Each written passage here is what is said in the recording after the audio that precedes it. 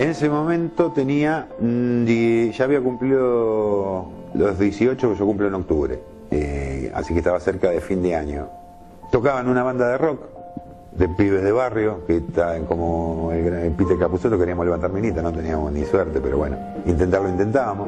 Tocábamos bastante bien, teníamos nuestro público. ¿Cómo se llamaba la banda? Doctor Rock.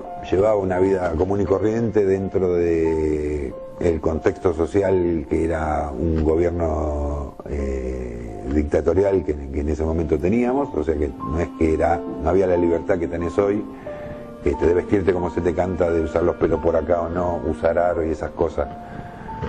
En ese momento era mucho más áspera la situación, pero era un adolescente del montón, despolitizado porque llevaba muchos años de gobierno militar, entonces la política no existía para nosotros. Trataba de no llevarme materia para no tener que renegar todo el verano y escuchar a mis viejos, y ponete a estudiar, y que en vez de salir tenía que ponerme a estudiar y esas cosas. Entonces durante el año hacía negocio. Cumplo los 18, termina el año. Por tu número de DNI ibas a un sorteo como el de Navidad o el de Año Nuevo, y las 3 últimas cifras de tu DNI, acorde a una bolilla, te salía un número y en base a eso podías saber si te tocaba o no te tocaba, y si te tocaba dentro de qué fuerza. La ley decía que vos cuando cumplías 18 años pasabas a prestar un año de servicio dentro de una unidad militar. El servicio militar obligatorio, que nosotros normalmente o vulgarmente llamábamos colimba, por lo de corre, limpia y barre. Que la instrucción es tener un estado físico bastante exigente por la cantidad de ejercitación que te hacen hacer, manejo de armas y en algunos casos manejo de armas un poco más específicas como pistolas o lanzacohetes o granadas, ese tipo de cosas, y después de eso te destinaban a una unidad en la cual vos ibas a estar un año, en el caso de la Infantería de Marina son 14 meses, o sea, un año y 2 meses, completando tu instrucción militar. ¿Cuál era la función? Una vez terminado eso, vos salías como instruido para que en el caso de que hubiese guerra, vos podías formar parte de un ejército porque estabas instruido militarmente. Para ese año hasta el 200 más o menos se salvaron, del 200 hasta el 500 y algo fue ejército, del 500 al 600 y pico fuerza aérea, y del 600 y pico al 800 y pico era marina. A mí me tocó 996, o sea, no tenía forma de zafar ni de casualidad, que yo para mí pensaba que era gente profesional, no que había colimbas que hacían en Infantería de Marina. Podías postergar un año o las veces que pidieras hasta terminar de estudiar el hacer el servicio militar. Y después pensé, si lo postergo no me va bien y la tengo que postergar otro año más, pierdo 2 años más el año de la colimba y entrar a estudiar después a la facultad tan grande, la verdad. Y dije, no, vamos a hacer la colimba, toda la colimba no es la guerra. Y tenía... empiezo a prepararla la materia porque no sabía cuándo me tenía que incorporar, y estando de vacaciones en enero me llega la carta de que me tengo que incorporar el 1 de febrero. Se terminó la materia, se terminó todo. Cuando llega el momento de ir a hacer el trámite, me dice, bueno, pasen chicos, ¿quién va a pasar primero? Se levanta mi amigo y cuando va a entrar por el pasillo le hago una zancadilla, lo empujo y voy y me mando yo primero. Un vivo bárbaro. Yo tengo el DNI que termina en 155 y él tiene el DNI que termina en 156. Cuando me toca el sorteo del servicio militar, número de orden 155, número de sorteo 996, Infantería de Marina, voy a Malvinas. Él tiene el DNI 156, número de orden 894 creo que es, Fuerza Aérea, la hace acá en Aeroparque, en la banda militar, se salva de ir a la guerra.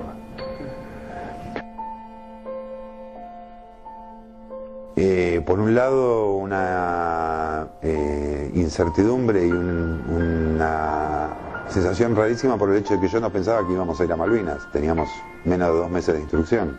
Después de haber llegado a Puerto Argentino, que fue donde nosotros aterrizamos veníamos con un C-130 desde Río Grande, fui específicamente a una isla en la cual yo desconocía el nombre y la ubicación. Eso mucho tiempo después nos enteramos que es la Isla Borbón o Pebble Island, como lo llaman los ingleses. llegado principios de junio, recién nos dijeron dónde estábamos y nos dieron más o menos un panorama de cómo era la situación, que tampoco era la verdad. O sea, como les mintieron a ustedes, en cierta forma también nos mintieron a nosotros. Se justifica por ahí un poco más por el hecho de que si te hubiesen contado que ya habían hundido al Belgrano, teníamos 300 y pico de muertos ahí, que había habido un montón de muertos en otro lado, que habíamos perdido un montón de pilotos y un montón de cosas, eso como que te desmoraliza, y en realidad lo que necesitabas era estar óptimo.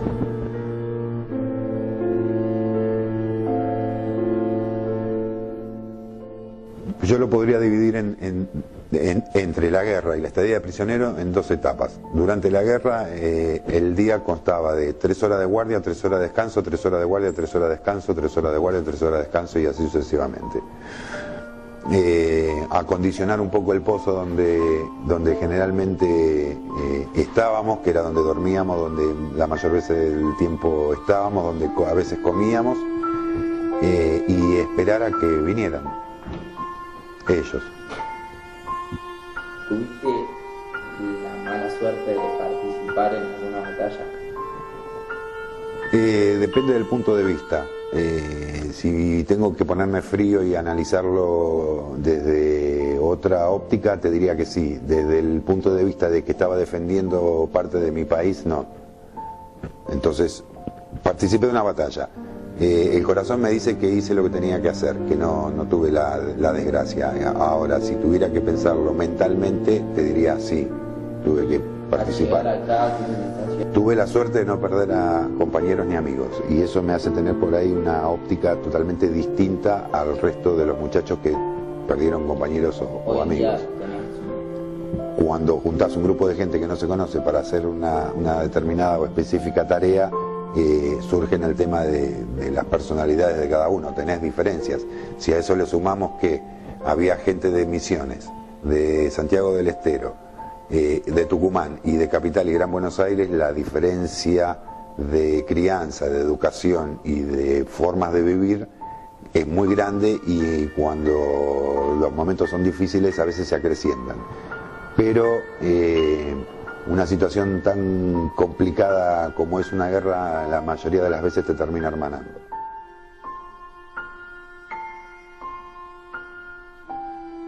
Ellos recibieron todas las cartas que yo mandé. Yo no recibí ninguna desde que crucé Malvinas. ¿Y conoces el motivo por el cual no las recibiste? Sospecho.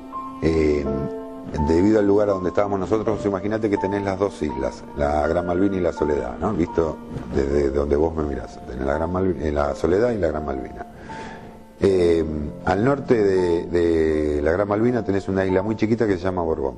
De Puerto Argentino a Borbón hay 150, 160 kilómetros más o menos. Después del 21 de mayo, que en San Carlos habían desembarcado los ingleses y habían hecho cabecera de playa, habían empezado a avanzar hacia Puerto Argentino, el llegar hasta donde estábamos nosotros se hacía bastante complicado, desde Puerto Argentino. Desde el continente también, porque tenías a toda la flota alrededor, motivo por el cual entre barcos o aviones que llegaran hasta donde estábamos nosotros se hacía bastante complicado. Sospecho yo de que debido a este tipo de situación hacía que se hiciera complicado el hecho de que no llegara correspondencia. Sin embargo, en algunos de los viajes en donde nos trajeron provisiones, trajeron cartas, las que escribía la gente, que era carta para un soldado, que lo escribía cualquier persona y eran para cualquier soldado. Motivo por el cual digo, bueno, podría haber llegado alguna carta de los viejos, ¿no? Pero también hay que entender de que la situación era complicada, el recibir todo ese manojo de cartas había que distribuirlo, ver dónde estaba, quién era cada uno, mandarlas. Hoy lo veo con esa calma. En ese momento dije algunas que otras palabrotas.